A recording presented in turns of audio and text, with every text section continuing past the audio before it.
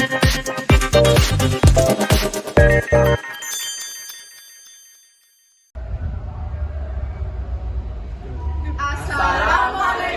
warahmatullahi wabarakatuh. Kami dari kelompok 5 akan menjelaskan tentang rencana pengembangan media berbasis animasi, materi kebudayaan Indonesia. Dan ini penjelasannya. Warahmatullahi wabarakatuh. Saya perwakilan dari kelompok 5 akan menjelaskan tentang rencana pengembangan media materi kebudayaan Indonesia di SDN Tenggelis Mejoyo 1 Surabaya. Yang mana di sini saya akan menjelaskan tentang profil sekolah SDN 1 Mejoyo Surabaya, lokasi SDN Mejoyo 1 Surabaya, keadaan sekolah SDN Tenggelis 1 Surabaya, observasi SDN 1 Tenggelis Mejoyo Surabaya, dan yang terakhir yakni batasan observasi kelompok 5 di SDN Mejoyo 1 Surabaya. Yang pertama yaitu profil sekolah, yang mana SDN 1 Tenggelis Mejoyo 1 Surabaya yang dipimpin oleh Siti Nur Ifah SAG dengan NPSN 205322281. Status sekolah ini yaitu negeri dengan berakreditas A, sudah mengikuti kurikulum Merdeka. Lanjut, lokasi SDN Tenggelis Mejoyo 1 Surabaya terletak di Jalan Raya Jemur Sari nomor 232 Tenggelis Mejoyo, Surabaya, Jawa Timur. Yang mana dapat kita lihat di Maps, SDN Tenggelis 1 Mejoyo Surabaya ini dapat ditempuh dari Universitas Sunan Ampel Surabaya dengan waktu 20 menit. Lanjut, keadaan sekolah SDN Tenggelis Mejoyo 1 Surabaya, yakni keadaan sekolah sangat asri, yang mana terletak di daerah perumahan dan jauh dari pabrik, dan di belakang sekolah itu terdapat Pertamina atau SPBU. Dan dekat sekolah sebelah kanan itu terdapat hotel. Dan yang keenam, terdapat banyak proyek sekolah.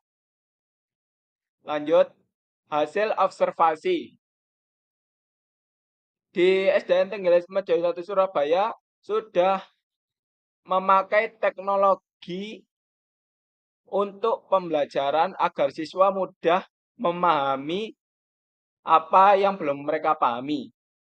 Jadi sudah banyak SDN Tenggelis 1 Mejoyo Surabaya ini menggunakan teknologi seperti satu proyektor, yang kedua LCD, dan komputer, yakni untuk berguna untuk melihat sesuatu video maupun PowerPoint agar mereka dapat mudah dalam proses pembelajaran untuk mencapai tujuan pembelajaran mereka. Yang ketiga, ada kipas. Jadi di dalam sekolah terdapat 2-3 kipas agar pembelajaran itu semakin adem, semakin enak, dan dilengkapi dengan WiFi, yang mana untuk koneksi untuk melihat video YouTube semisalnya. Dan di dalam sekolah di dalam kelas tersebut terdapat tong sampah maupun lemari, yang mana lemari ini untuk kebersihan, alat-alat kebersihan seperti sapu, pel, maupun alat-alat lainnya. Dan tong sampah ini berfungsi untuk membuang sampah agar lebih enak dilihatnya. Dan di depan sekolah itu, di depan kelas terdapat tempelan-tempelan seperti mading agar siswa dapat membaca info-info terkini maupun info-info terdahulu agar mereka mengetahui apa yang mereka belum ketahui. Lanjut, untuk batasan penelitian dan pengabdian kita yaitu yang pertama penelitian pada teknologi di sekolah. Jadi kita berfokus meneliti pada teknologi di sekolah. Apa aja yang ada di sekolah teknologinya. Yang kedua berfokus pada kelas 4. Jadi kita akan berfokus mengajar maupun observasi pada kelas 4. Yang ketiga berfokus pada kurikulum merdeka. Kita mengikuti kurikulum merdeka. Yang keempat, berfokus pada materi kebudayaan Indonesia di Jawa. Jadi kita materinya yaitu kebudayaan Indonesia di Jawa. Yang kelima, berfokus pada pakaian adat dan rumah adat. Jadi pakaian adat dan rumah adat di Indonesia. Yang keenam, berfokus pada makna pakaian adat dan rumah adat. Kita akan menjelaskan gimana pakaian adat, maknanya, dan rumah adat di Indonesia. Yang keenam, pengabdian dilakukan di hari yang sudah ditetapkan. Jadi kita mengikuti tanggalan pada sekolah SDN 1 Tenggelis Mejoyo Surabaya. Sekian, terima kasih. Di sini saya akan menjelaskan metode penelitian.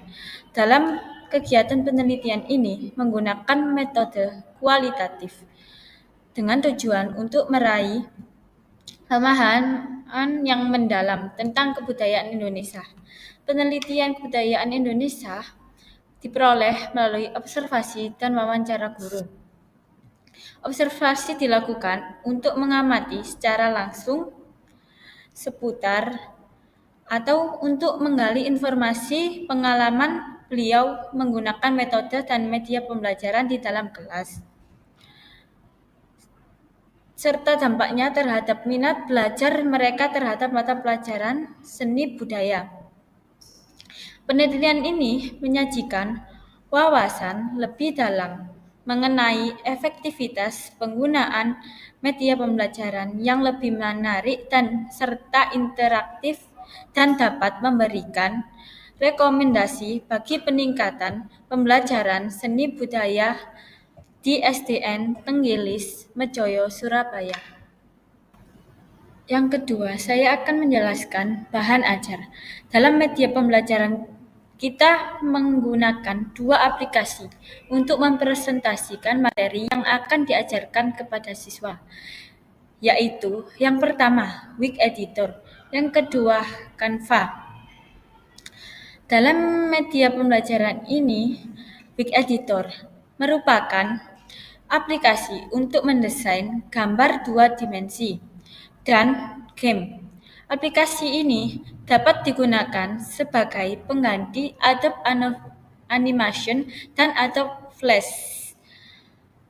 Cara menggunakan aplikasi ini, kita menggunakan atau membutuhkan 2 atau lebih gambar, kemudian digabungkan di make clip sehingga menghasilkan animasi yang smooth dan gerakannya berkelanjutan. Yang kedua, kita menggunakan aplikasi Canva. Aplikasi Canva merupakan pembuatan platform desain grafis yang lebih mudah dan lebih cepat dibandingkan dengan platform lainnya. Kita dapat membuat presentasi, logo, mengedit video, dan lain-lain. Menggunakan aplikasi ini di dalamnya terdapat banyak karakter-karakter yang bisa digunakan sebagai hiasan agar lebih bagus dan lucu dan menarik. Kedua aplikasi tersebut memungkinkan pengajar untuk menyesuaikan materi sesuai dengan kebutuhan dan preferensi siswa, menciptakan pengalaman belajar yang lebih personal. Kedua aplikasi ini berbasis web, sehingga siswa dapat mengakses materi dari berbagai perangkat dan mendukung pembelajaran jarak jauh.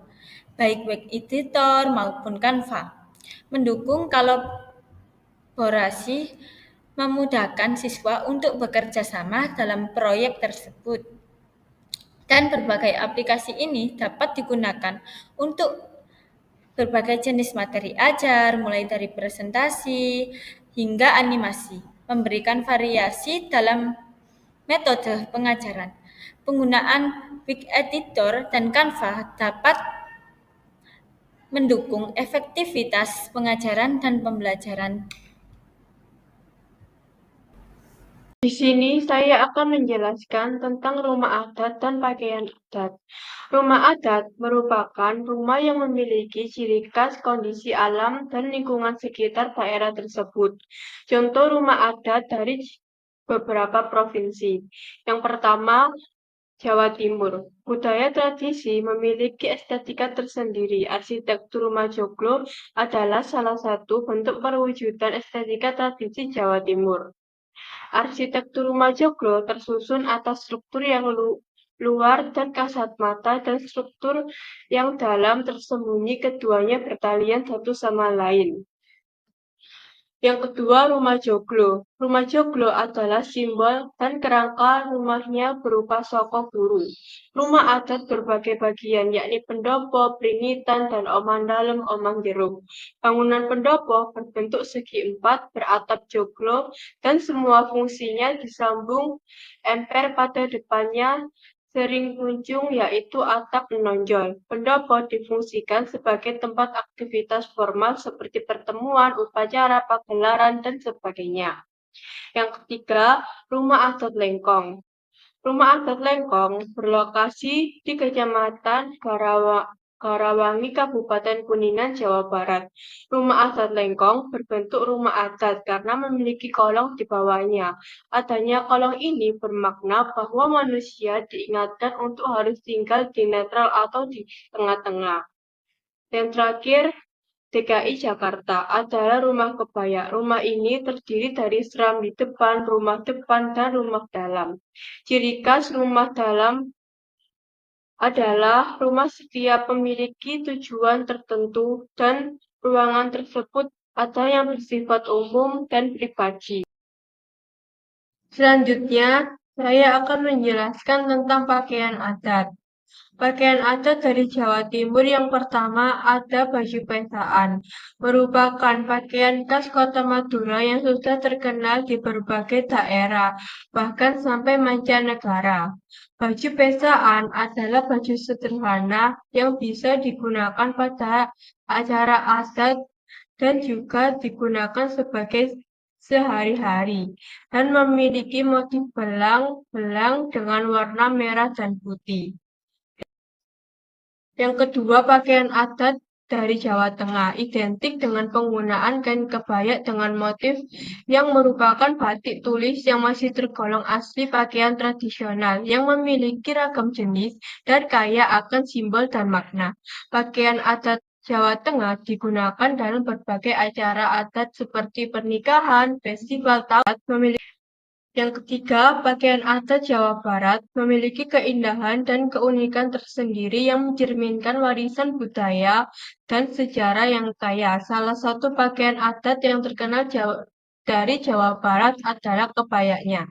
Kebaya biasanya terdiri dari atasan dengan lengan panjang yang biasanya dihiasi dengan tenun tradisional dan sulaman indah. Pakaian Jawa Barat ini terdiri dari pongsi, mojang, jajaka, manak, dan baju pernikahan. Yang terakhir, pakaian adat dari DKI Jakarta. Pakaian adat ini mengalami sejarah yang panjang. Salah satunya pakaian adat ini mengalami akulturasi dengan budaya Tionghoa. Dikenal sebagai encim, meliputi kebaya, sarung, batik, selendang, konde, jepot untuk perempuan. Sedangkan untuk laki-laki, komponennya terdiri atas peci hitam, baju koko, sarung, celana komprang, dan sandal terompa. Di sini saya akan menjelaskan capaian pembelajaran yang akan kita capai pada materi kebudayaan Indonesia. Yang pertama, kita mengharapkan siswa mampu menjelaskan keragaman budaya Indonesia terutama budaya yang ada di Jawa. Lebih spesifik lagi, kita ingin menekankan bahwa siswa mampu jika disuruh menjelaskan tentang rumah adat dan pakaian adat di Jawa Timur, Jawa Tengah, dan Jawa Barat, serta DKI Jakarta. Yang kedua, kita mengharapkan siswa mampu menganalisis perbedaan-perbedaan budaya yang ada di Jawa, terutama perbedaan pada pakaian adat dan rumah adat. Salah satu perbedaannya terletak di Jawa Timur dan Jawa Tengah. Mereka mempunyai rumah adat yang sama, yakni joglo, tapi memiliki ciri khas yang berbeda di setiap lokasinya. Jadi, kita menginginkan agar siswa tersebut mampu menganalisis perbedaan-perbedaan tersebut. Yang terakhir, kita mengharapkan siswa mampu memahami makna dari pakaian adat dan rumah adat di Jawa. Setiap kebudayaan Indonesia memiliki makna tersendiri, baik rumah adat dan pakaian adat. Makna-makna tersebut telah melewati beberapa proses sejarah yang sangat panjang. Oleh karena itu, sebagai generasi penerus, siswa harus mampu memahami makna dari pakaian adat dan rumah adat tersebut agar bisa melestarikan rumah adat dan pakaian adat tersebut, terutama di kancah internasional. Telah membagi beberapa anggota untuk menyelesaikan tugas week editor dan mencari materi. Yang pertama, untuk mencari materi, saya bebankan kepada semua kelompok harus mencari materi tentang pakaian adat dan rumah adat yang ada di Jawa Timur, Jawa Tengah, Jawa Barat, dan DKI Jakarta.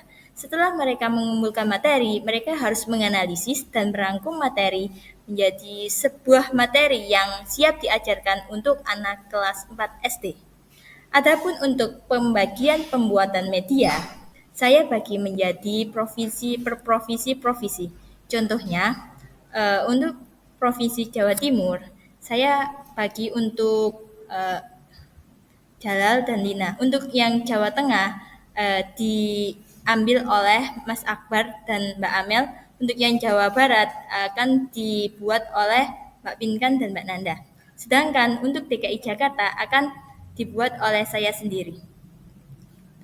Nah, waktu pembelajaran nanti kita akan membuat kuis agar pembelajaran itu menjadi lebih interaktif, sehingga anak-anak lebih suka dan mengingat pembelajaran tersebut. Untuk pembuatan kuis akan dibuat oleh saya sendiri, Amel, Nanda, dan Lina. Dan setelah kuis, kita akan adakan suatu permainan, yakni ice breaking atau setelah selesai pembelajaran agar anak lebih fokus ke pelajaran dan setelah pembelajaran agar anak lebih fresh lagi otaknya setelah mengikuti pembelajaran tersebut. Untuk permainannya akan dibuat oleh Akbar dan Jalal. Dan untuk pembuatan background dan background akan diambil alih oleh Mas Akbar dan Mas Jalal. Untuk penuntasan dalam tugas pencarian jurnal dan menganalisis jurnal, kelompok kami menggunakan dua, yakni Google Scholar dan Litmap.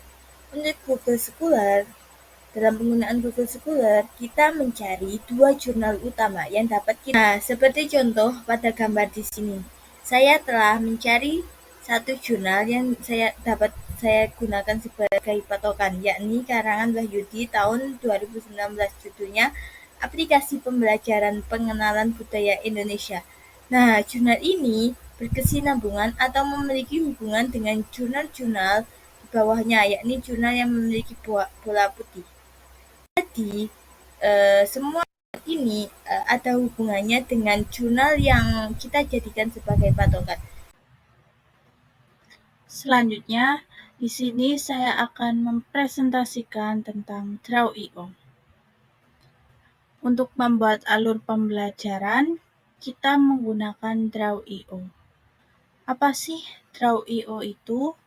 Draw.io adalah aplikasi diagram online yang digunakan untuk membuat perencanaan sebuah kegiatan agar kegiatan tersebut bisa tertata dengan rapi. Di sini saya akan menerangkan sedikit tentang alur pembelajaran kita. yaitu yang pertama, melakukan observasi, membuat animasi, pergi ke sekolah, melakukan presensi, menyampaikan materi, dan mengevaluasi materi. Nah, selanjutnya saya akan menerangkan alur pembelajaran yang sudah kita buat secara lengkap di aplikasi Draw.io. Yang pertama, di sini kita akan memulainya. Setelah itu, kita akan pergi ke sekolah untuk observasi. Di sini kita memiliki dua jawaban, yaitu ditolak dan diterima. Jika kita ditolak, maka kita akan mencari sekolah lain. Namun, jika kita diterima, kita akan melakukan proses selanjutnya. Proses selanjutnya ini yakni membuat animasi, di mana animasi ini kita buat dengan aplikasi Wix Editor yang sebelumnya sudah dijelaskan oleh rekan saya. Di dalam pembuatan animasi ini, kita butuh untuk mencari background, membuat karakter, menggerakkan karakter, menambahkan background, dan yang terakhir menambahkan suara. Kemudian, kita akan pergi ke sekolah untuk melakukan pembelajaran. Pada pembelajaran ini, kita mulai dengan pembukaan yang diikuti dengan salam. Kemudian, siswa dan siswi akan menjawab salam dari kita. Setelah itu, kita akan melakukan presensi siswa. Di sini ada dua jawaban, yakni siswa hadir dan siswa tidak hadir. Jika siswa hadir, maka kita akan melanjutkan proses selanjutnya, yakni lakukan ice breaking, di mana ice breaking ini dilakukan agar siswa tidak terlalu tegang saat memulai pembelajaran yang akan kita sampaikan. Setelah itu, kita akan menyampaikan materi, dan di sini juga ada dua kemungkinan, yakni siswa paham dan siswa tidak paham. Jika siswa tidak paham, kita akan menyampaikan materi kembali. Namun, jika siswa paham, kita akan mengevaluasi siswa tersebut apakah dia benar-benar memahami apa yang telah kita sampaikan tadi. Setelah mengevaluasi, alur pembelajaran kita telah selesai. Dan terima kasih. Selanjutnya, kita akan membahas tentang Wix Editor. Wix Editor adalah aplikasi untuk membuat animasi 2 dimensi. Tahapan apa saja sih untuk membuat Wix Editor itu? Ada 3 tahapan, yaitu 1, menambahkan background, dan yang kedua, menambahkan karakter, dan yang terakhir, bisa menambahkan background untuk animasi tersebut. Wix Editor dari kelompok 5 tentang kebudayaan Indonesia yang berisi rumah adat dan pakaian adat dari Jawa Timur.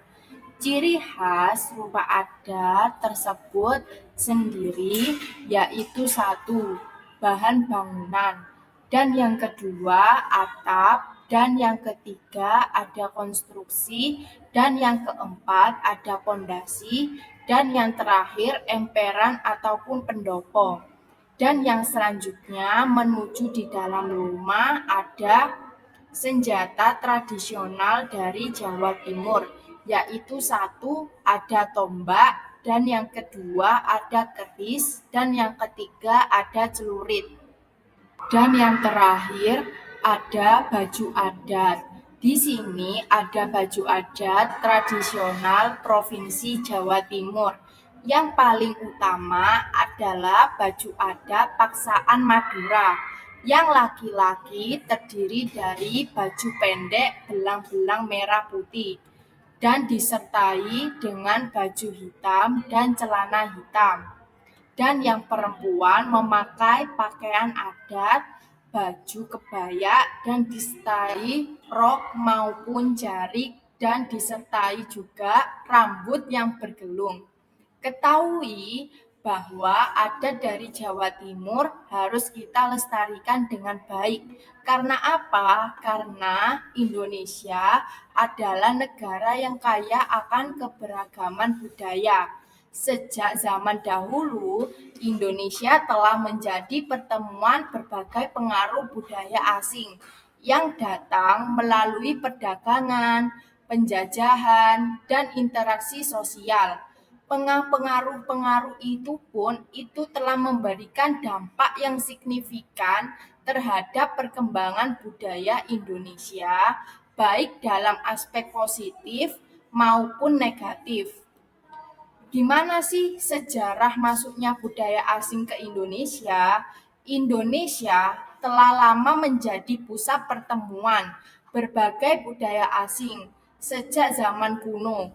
Indonesia telah menjadi alur perdagangan internasional yang menghubungkan Asia, Afrika, dan Eropa. Melalui jalur perdagangan ini, berbagai budaya asing mulai masuk dan berinteraksi dengan budaya lokal Indonesia. Salah satu pengaruh budaya asing yang paling signifikan adalah masuknya agama-agama besar dunia seperti Hindu, Buddha, Islam, dan Kristen. Masing-masing agama ini membawa sistem kepercayaan, nilai, dan tradisi yang kemudian beradaptasi dan bercampur dengan budaya lokal Indonesia. Selain itu, penjajahan Belanda dan Jepang juga membawa pengaruh budaya asing yang kuat terhadap Indonesia. Budaya Barat dan Jepang mulai masuk dan mempengaruhi gaya hidup, arsitektur, seni, dan berbagai aspek lainnya dalam masyarakat Indonesia. Di sini saya akan menjelaskan tentang Miro. Miro merupakan platform papan tulis kolaborasi daring yang dapat digunakan untuk curahan pendapat jarak jauh dan pemetaan pikiran serta mendesain dan merancang produk dan bertukar pikiran. Di sini kami dari kelompok 5 menggunakan Miro sebagai peta konsep untuk proses pembelajaran kami. Selanjutnya, Miro dari kami bertema tentang media pembelajaran kebudayaan. Jadi, media pembelajaran kebudayaan terbagi menjadi 2, yaitu konsep pembelajaran kami dan rencana pembelajaran kami. Proses pembelajaran kami terbagi menjadi 4. Yang pertama ada tampilan. Tampilan meliputi halaman pembuka seperti salam, perkenalan, ice breaking, dan pernyataan pembuka. Yang selanjutnya ada hal utama yang meliputi menu, penjelasan, permainan, dan penampilan video. Yang selanjutnya adalah hal penutup yang meliputi salam, evaluasi, kesimpulan, ice breaking, dan doa. Konsep pembelajaran yang kedua yaitu fungsi. Kita menggunakan kuis seperti hot dan quiz untuk menilai pemahaman materi. Yang selanjutnya ada grafik animasi seperti back editor untuk menampilkan materi yang menarik. Dan yang terakhir ada presentasi, kami menggunakan Canva untuk tambahan materi dan penjelasan. Konsep pembelajaran yang ketiga yaitu konten. Materi yang telah diterapkan di sekolah seperti kebudayaan di Indonesia. Ada Jawa Timur, Jawa Tengah, dan Jawa Barat. Konsep pembelajaran yang terakhir yaitu pengguna. Jadi pengguna ini bisa guru, fasilitator, mediator, dan tutor. Untuk selanjutnya yaitu rencana pembelajaran kami. Sama seperti konsep pembelajaran kami, rencana pembelajaran kami terbagi menjadi 4. Yang pertama ada materi ajar, ada media pembelajaran, ada jurnal yang mendukung, dan terakhir ada media pembelajaran berbasis interaktif. Yang pertama yaitu materi ajar. Terbagi menjadi 4. Yang pertama ada pengumpulan materi, analisa materi, penulisan materi, dan merangkum materi. Rencana pembelajaran yang kedua yaitu media pembelajaran. Kami menggunakan presentasi materi. Yang selanjutnya ada jurnal yang mendukung. Kami ada 3, yaitu 2 jurnal dari web dan jurnal buku. Yang terakhir yaitu AI seperti Gemini, ChatGPT, dan lain-lain. Yang terakhir ada media pembelajaran berbasis interaktif, yaitu tampilan presentasi. Selanjutnya ada materi, kuis, permainan, dan pembuatan karakter animasi, background, dan backsound. Selanjutnya ada tampilan animasi kita menggunakan kebudayaan seperti adat Jawa Timur, adat Jawa Tengah, dan adat Jawa Barat. Dan suara karakter kita juga kita samakan dengan karakter-karakter di daerah yang kami gunakan. Dan itulah penjelasan dari kami. Semoga bermanfaat bagi semuanya. Wassalamualaikum warahmatullahi wabarakatuh.